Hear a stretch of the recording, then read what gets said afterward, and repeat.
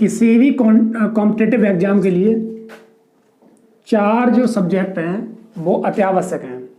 कौन कौन से हैं? Number 1 math, number 2 reasoning,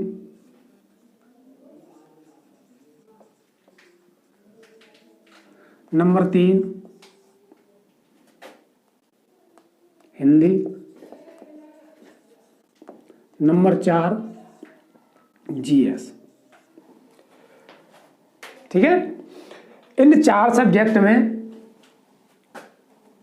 math सभी एग्जाम के लिए निश्चित होता है, रीजनिंग सभी एग्जाम के लिए निश्चित होती है, हिंदी अधिकतर जैसे UP Lekhpal, UP police, UPSI आदि, TET, UP TET, super TET आदि एग्जामों में हिंदी आती है।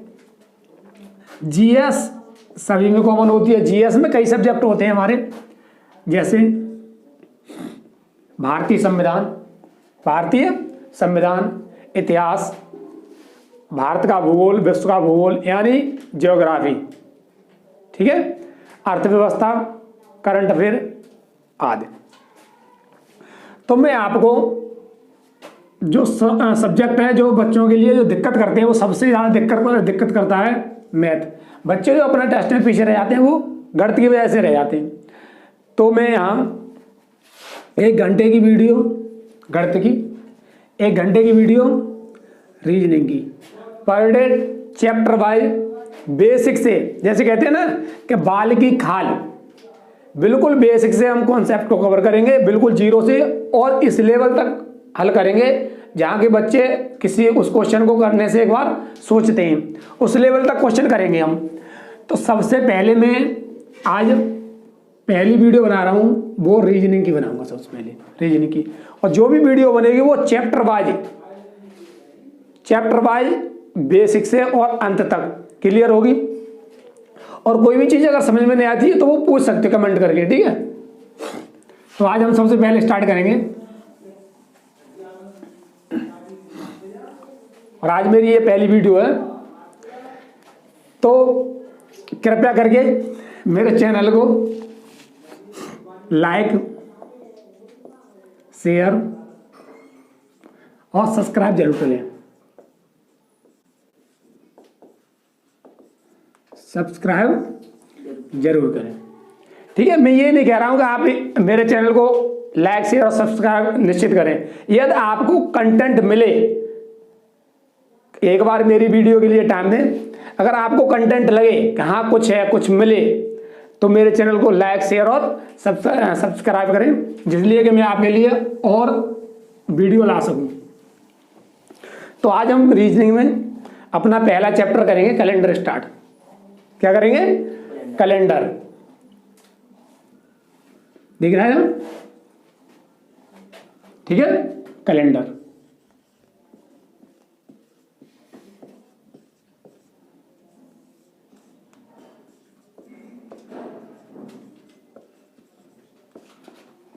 कैलेंडर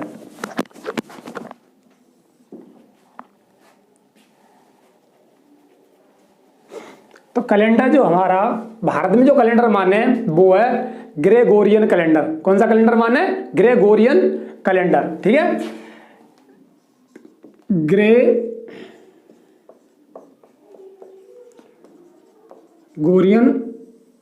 कैलेंडर है हमारा।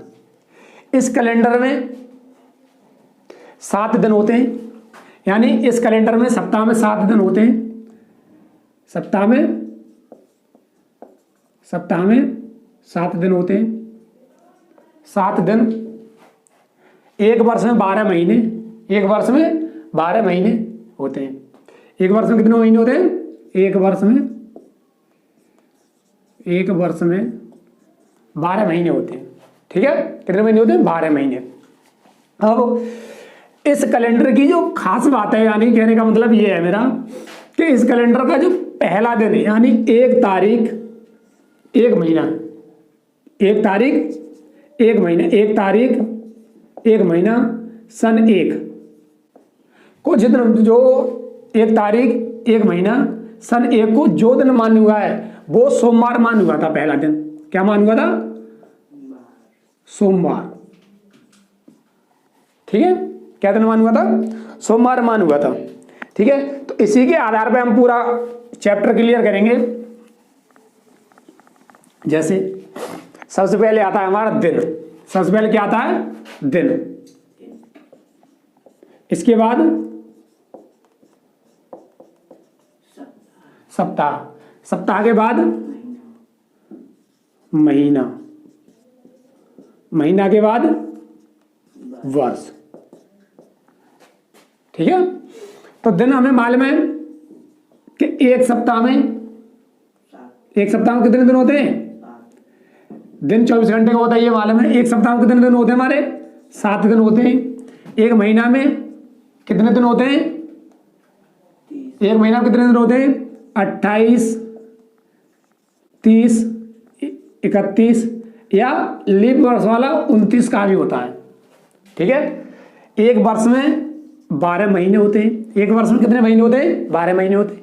ये तो आप सब लोगों को पता होगा। ठीक है, तो हम सबसे पहले दिन, सप्ताह, महीना और वर्ष क्रमवार सिरे से एक एक चीज क्लियर करेंगे। ठीक है, तो देखो सबसे पहले स्टार्ट करते हैं हम।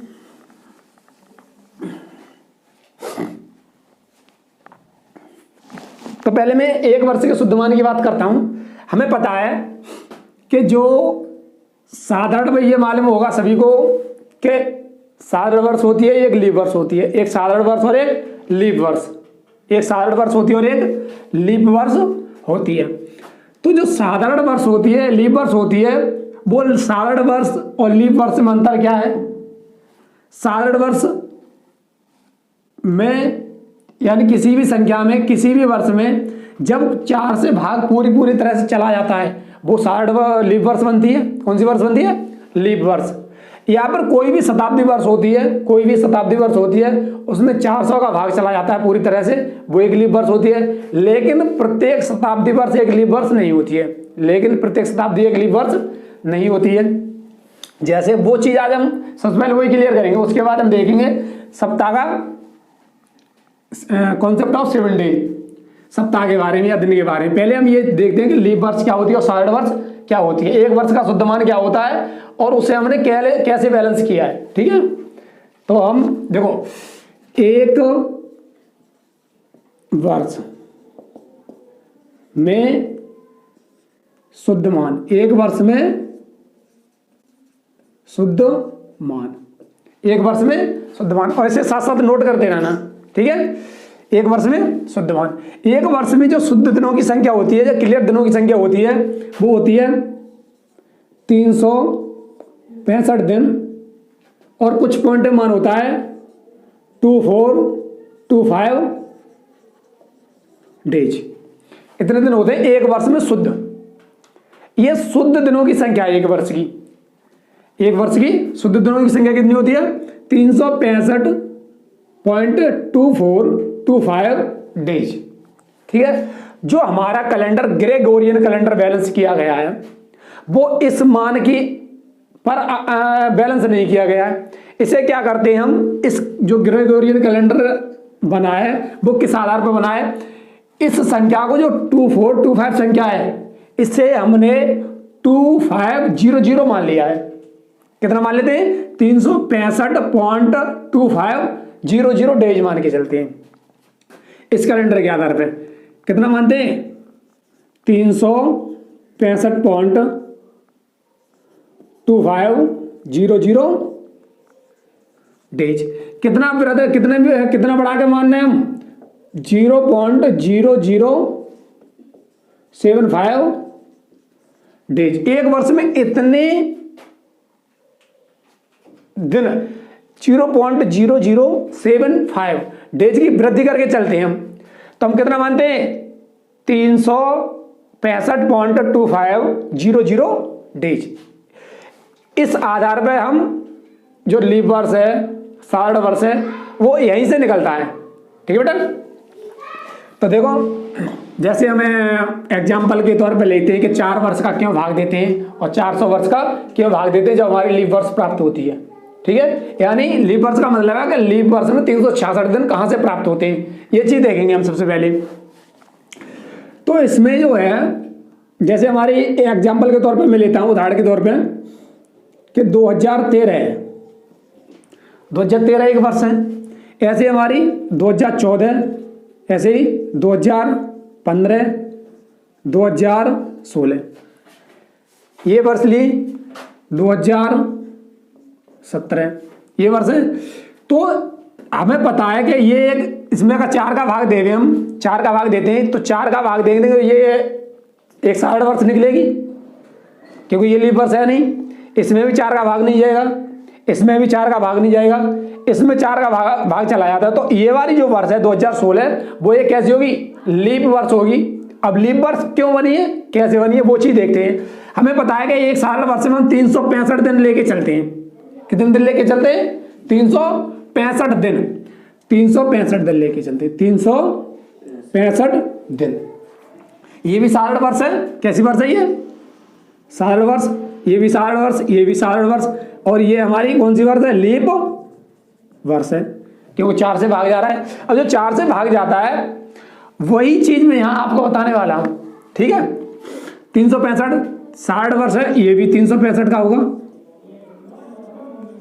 ये भी 300 सॉरी ये भी 365 का होगा। ये भी जो दिन है ये भी वैसे हमारा 365, इसके आधार पे ये 365 का ही होना चाहिए।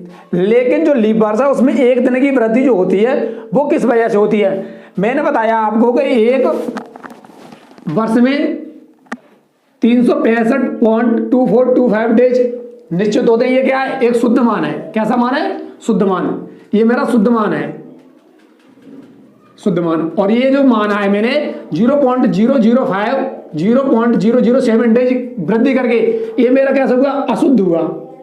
कैसा हुआ, अशुद्ध।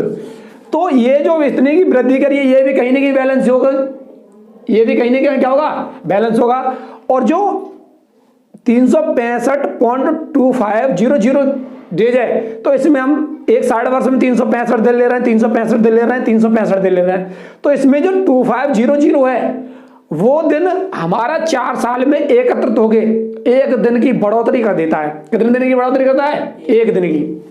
जैसे पॉइंट के बाद तुम्हें पता है कि जो 2 शून्य इनकी कोई वैल्यू नहीं होती है, कोई वैल्यू नहीं होती है। तो जो मान होगा इसका कितना मान होगा, 25 लिख सकते हैं 365.25 इसके आधार पर। ये भी कितना का होगा, निश्चित 25, ये भी कितना होगा 25, और ये भी कितना होगा 25। ठीक है, लेकिन हम इसमें जो मान के चल रहे हैं वो कितने मान के चल रहे हैं, निश्चित 365 दिन। कितने मान के चल रहे हैं, 365 दिन मान के चलते हैं हम। तो 365 दिन जब मान के चलते हैं तो जो 0.25 डेज है, कहने का मतलब है 0.25 को 1/4 यानी 1/4, 1/4 दिन ले सकता हूं मैं। 1/4 इसका, 1/4 इसका, 1/4 इसका, 1/4 इसका। यहाँ पर 0.25, 0.25, 0.25 और 0.25, इन्हें अगर मैं 4 वर्ष में अगर ऐड करता हूं, इन्हें मैं ये 4 वर्ष का ऐड करता हूं तो मेरा कितना निकलेगा, 5, 5, 10, 15, 20, 20 का 0 हासिल के 2, 2 और 2 4, 6, 8 और 10, कितना हुआ 10। हमें पता है कि 2 अंक बाद पॉइंट है, तो 2 अंक बाद पॉइंट लगाएंगे हम तो कितने दिन की वृद्धि हो जाएगी, 1 दिन की वृद्धि। जो 1 दिन की वृद्धि हो रही है वो किस कारण वृद्धि हो रही है, 25 की वजह से, जिसे हम क्या 60 वर्ष में छोड़ के चलते हैं, जिसे हम 60 वर्ष में छोड़ देते हैं, वो 4 वर्ष में क्या हो जाता है, एकत्रित हो जाता है। क्या हो जाता है, एकत्रित। जब 4 वर्ष में एकत्रित होगा तो एक का एक इसमें ऐड कर देंगे तो ये जो लीप वर्ष है मेरी 2016 वो कितने दिन की हो जाएगी, 365, वो 365 + 1 बराबर कितने दिन की हो जाएगी, 366 डेज, 366 डेज। जो 4 वर्ष की वैलेंसी है वो यहां से होती है। अब 400 साल की बात देखते हैं, ये तो 4 साल की रही, 4 वर्ष लीप वर्ष के लिए, लीप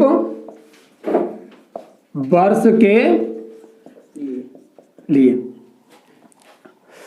अब हम देखेंगे कि लीप वर्ष ज्ञात करने के लिए किसी भी शताब्दी में 400 का भाग क्यों देते हैं। जब हमारी शताब्दी वर्ष प्राप्त होती है, प्रत्येक शताब्दी वर्ष लीप वर्ष नहीं होती है, जिसमें 400 का पूरी तरह से भाग जाता है, जिसमें 400 से पूरी तरह से भाग जाता है, वो ये एक लीप वर्ष प्राप्त होती है। तो जो लीप वर्ष प्राप्त होती है वो चीज देखेंगे कि 4 से भाग देने पर लीप वर्ष क्यों नहीं प्राप्त हो रही हमारी शताब्दी वर्ष, जो कि 400 से भाग देने पर प्राप्त हो रही है, वो चीज देखते हैं हम यहाँ। तो ये नोट कर लो। चलो इधर बताता हूं मैं। देखो, जैसे मैंने देखा सन 1, सन 2, सन 3, 100.10, 100.50, 100, 200, 300, 399 और 400। ये चीज देखेंगे, इसमें हमारा 4 का भाग नहीं जाता है, इसमें हमारा 4 का भाग नहीं जाता, तो ये कितने दिन की होगी? 365 दिन की होगी। 60 वर्ष हम 365 दिन मान के चलते हैं। ये भी 60 वर्ष है, 365 दिन की होगी। ये भी 60 वर्ष है, 365 दिन की होगी, 365 दिन की होगी। यहाँ 4 एक दिन की होगी हमारी 366 दिन की। किस आधार पर 366 दिन की होगी? जो मैंने यहाँ 4 वर्ष का भाग देने के लिए बताया है। एक दिन की हर चौथी वर्ष में कितने एक दिन की वृद्धि हो जाती है, तो लीप वर्ष प्राप्त होती है। और जो एक दिन की वृद्धि होती है वो फरवरी में बढ़ती है। जो फरवरी का 29वां दिन होता है, 29 फरवरी होती है, वही दिन बढ़ता है। तो बाद में देखेंगे, क्लियर करेंगे हम। ये भी 365 की होगी। इसी प्रकार जितनी भी 60 वर्ष होगी वो कितने दिन की होगी हमारी? 365 दिन की होगी। अब देखते हैं हम शताब्दी वर्ष। शताब्दी वर्ष यानी पहली जो आई है हमारी शताब्दी वर्ष 100, पहली शताब्दी वर्ष जो आई है वो आई है मेरी 100। यदि मैं इसमें 4 से भाग दूं तो ये एक लीप वर्ष होनी चाहिए। कैसी होनी चाहिए? लीप वर्ष होनी चाहिए। तो लीप वर्ष इसे हम नहीं मानते। क्यों नहीं मानते? उसका भी कोई ना कोई कारण होगा। तो ये एक लीप वर्ष होनी चाहिए, तो इसे हम 60 वर्ष मान के चलते हैं, 60 वर्ष मान के चलते हैं। लेकिन ये होनी 4 के आधार पर, ये 4 के भाग देने के आधार पर अगर इसे हम देखें तो ये एक लीप वर्ष होनी चाहिए, यानी 366 दिन की एक वर्ष होनी चाहिए। लेकिन ग्रेगोरियन कैलेंडर में इसे क्या मान के चला है?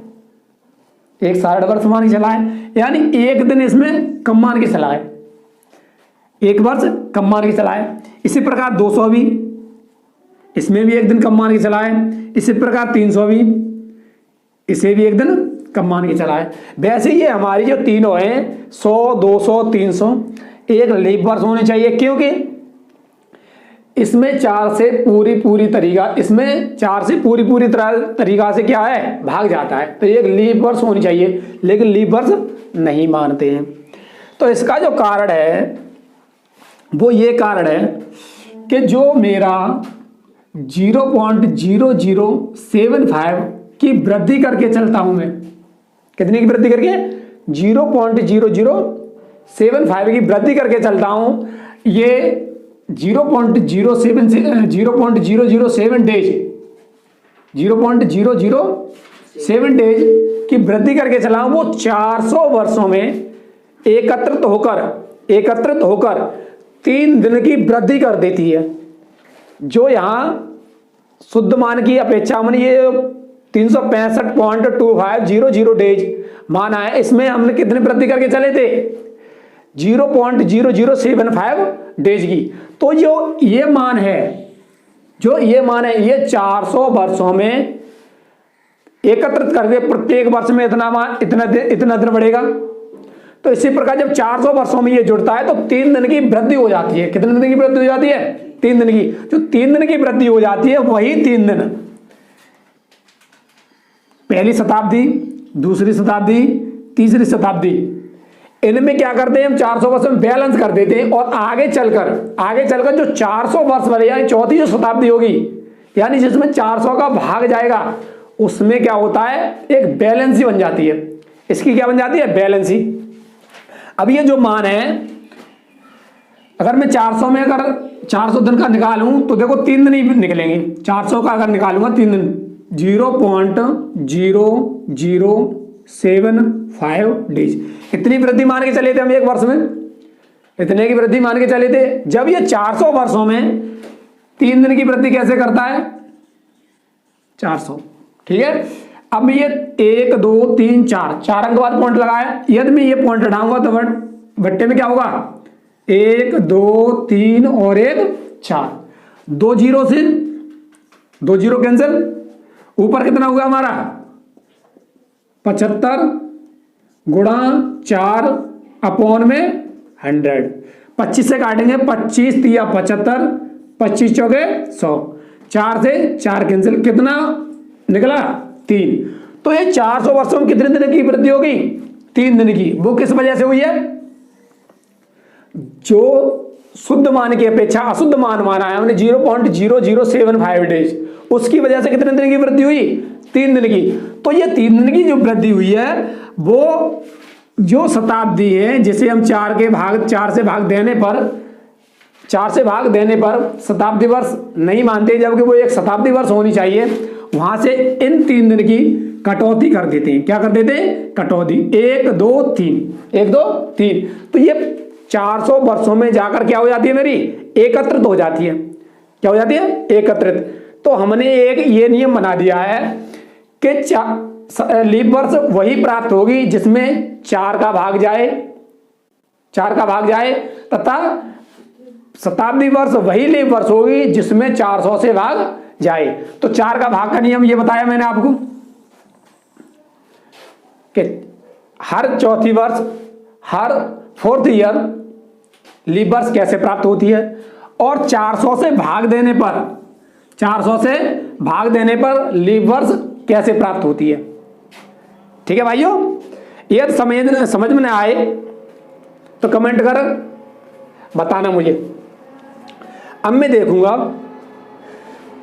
तो कुछ पॉइंट नोट करते हैं, हम इसे नोट कर लो पहले। और हाँ, कोई भी कॉन्सेप्ट जब हम लिखते हैं तो वो एक लंबे समय तक रहता है हमारे दिमाग में, तो साथ साथ लिखते रहना, एक एक चीज क्लियर, बिल्कुल बेसिक से। जैसे बोलते हैं ना बाल की खाल निकालना, तो ऐसे ही हम कैलेंडर के बाल की खाल निकालेंगे कि कौन सी चीज कहां से, और हम इसमें ना तो कोई ट्रिक लगाएंगे ना कुछ, जो भी चीज देखेंगे डिटेल में देखेंगे, बिल्कुल क्लियर देखेंगे। नोट कर लो, यहां पर स्क्रीनशॉट ले लेना इसका, ठीक है। मैं साइड हट रहा हूं।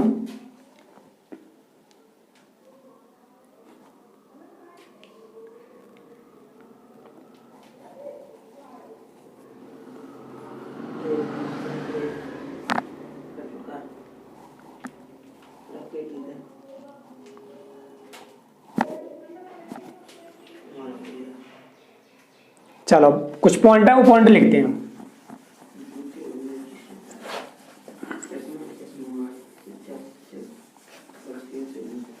क्लियर तो दिख रहा है वैसे? आज मेरी ये पहली वीडियो है, और आप यदि मेरे चैनल को अगर सब्सक्राइब करेंगे, अपना प्यार देंगे, तो मैं प्रत्येक चैप्टर वाइज बिल्कुल डिटेल से एक एक चैप्टर क्लियर करता चलूंगा। और हाँ, मैं रीजनिंग और मैथ दोनों आपको 1-1 घंटे की वीडियो दूंगा पर डे, चैप्टर वाइज बिल्कुल डिटेल से, कहते हैं ना बिल्कुल बेसिक से और उस लेवल तक करेंगे कि बिल्कुल शून्य से और अंतिम, यानी जो सबसे टफ से टफ क्वेश्चन बन सकता है वहां तक देखेंगे हम, ठीक है। तो कुछ पॉइंट लिखते हैं। एक साधारण वर्ष में 365 दिन होते हैं। एक लीप वर्ष में 366 दिन होते हैं। 366 दिन होते हैं। 4 से भाग देने पर, 4 से भाग देने पर लीप वर्ष प्राप्त होती है। 4 से भाग देने पर लीप वर्ष प्राप्त होती है, लेकिन प्रत्येक 4 से भाग देने पर लीप वर्ष प्राप्त नहीं होगी। जैसे कुछ शताब्दी वर्ष होती है जिसमें 4 का भाग जाता है, जैसे मैंने आपको बताया 100 है, 200 है, 300 है, 1900 है, 1800 है, ये हमारी लीप वर्ष नहीं होगी। इसमें जो शताब्दी वर्ष होती है उसमें हम देखते हैं कि 400 से भाग जाता है या नहीं जाता है। तो जो शताब्दी वर्ष होती है,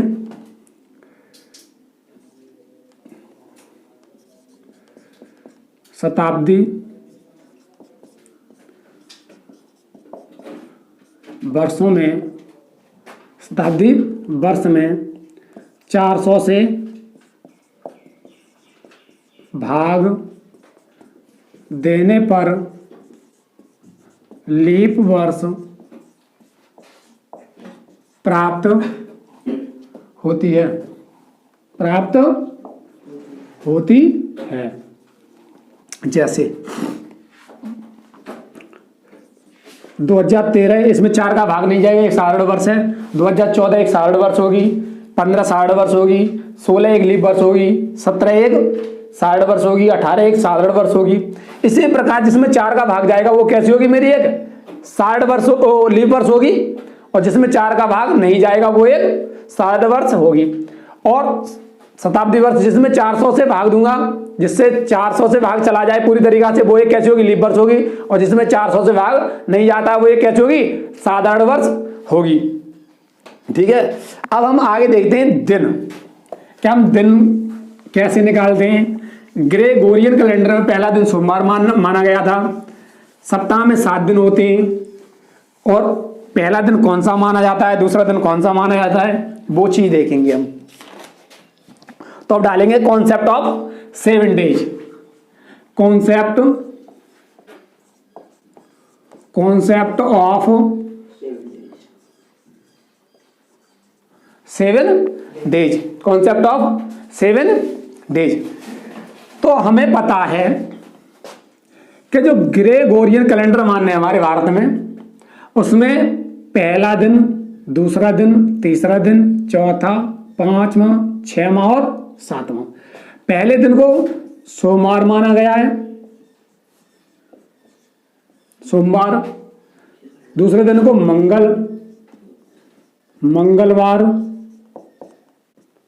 मंगलवार। तीसरे दिन को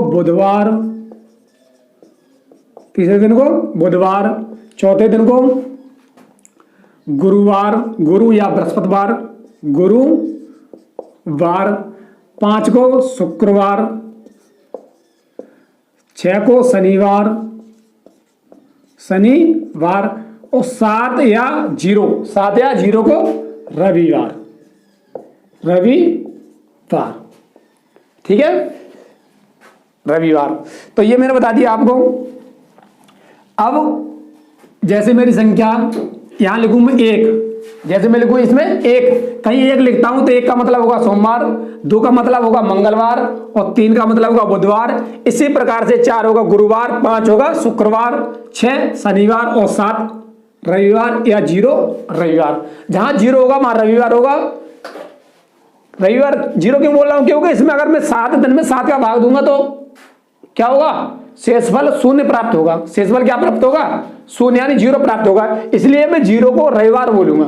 ठीक है, अब जैसे मैं लिखूं 1, 2, 3, 4, 5, 6, 7, 8, 9, 10, 12, 14, 20, 23, ऐसे मैंने दिन लिखे। तो पहले को नंबर 1 को क्या बताया मैंने? सोमवार।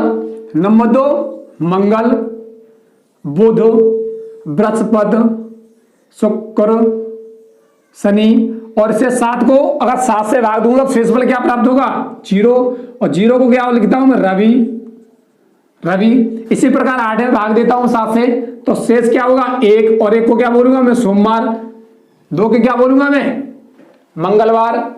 इसी प्रकार 10 को, 10 का मतलब 7 से भाग दूंगा तो शेषफल कितना होगा? 3, और 3 का मतलब क्या होता है? 3 का मतलब बुधवार। इसमें 7 से भाग दूंगा तो शेषफल क्या होगा? 5। 5 का क्या मतलब है? शुक्रवार। इसी प्रकार 14 में 7 से भाग दूंगा तो शेषफल क्या होगा? 0, रविवार। इसमें भाग दूंगा 7 दूनी 14, 6 का मतलब शनिवार। ऐसे ही 21 में 7 या 21, 2 शेषफल, 2 को क्या होता है? मंगलवार। तो ये चीज देखनी है, यहां नंबरिंग करनी है, ठीक है। ये चीज हुई वहां। जैसे अगर इस पर मैं अगर क्वेश्चन लिखूं, एग्जांपल दूं, जैसे आज, जैसे क्वेश्चन है, यदि आज सोमवार है, यदि आज सोमवार है तो 51 दिन बाद, तो 51 दिन बाद कौन सा दिन होगा? कौन सा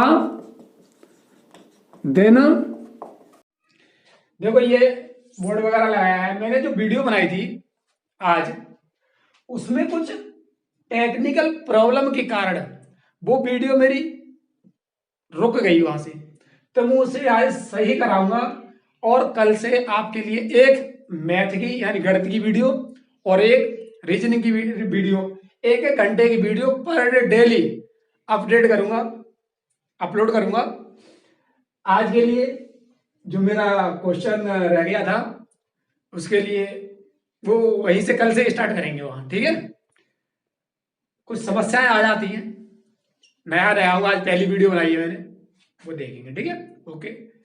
और हाँ, एक बार वीडियो को मेरी को जरूर देखें, अगर कुछ प्राप्त हो, कुछ मिले कि हाँ कुछ कंटेंट है, कुछ नई चीज है, तो लाइक शेयर और सब्सक्राइब जरूर करें। लाइक शेयर और सब्सक्राइब जरूर करें, जिससे आपको मेरी वीडियो जैसे ही आए आपके लिए नोटिफिकेशन प्राप्त हो जाए, ठीक है भाइयों। Thank you. एक बार वीडियो के लिए जरूर समय दें, और कल से मैं आपके लिए बिल्कुल बेसिक से, कहते हैं ना बाल की खाल निकालना, बिल्कुल बेसिक से चैप्टर क्लियर करेंगे, और एक हाई लेवल तक, बिल्कुल बेसिक से और एक हाई लेवल तक क्लियर करेंगे, ठीक है। Thank you.